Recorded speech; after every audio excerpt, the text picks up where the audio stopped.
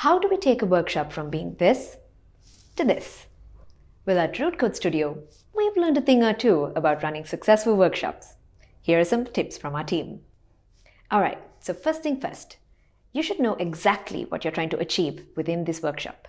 So preparation is key. In the case of running a remote workshop, your entire workshop will rely on your digital whiteboard. At Root Code Studio, we use many tools, from Figma to Miro, Whimsical, you name it. Next up, one of the most important things is to invite a diverse group of stakeholders. Third and the most important point, as the facilitator, you are the person who drives the workshop. Bringing that energy and make people feel so comfortable to share their ideas.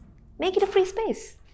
Sometimes, discussions can wander, of course, but time-boxing activities can keep things focused and productive. And if you want to get really hype, FigJam has its own cool feature where you can time-box activities and use their background music.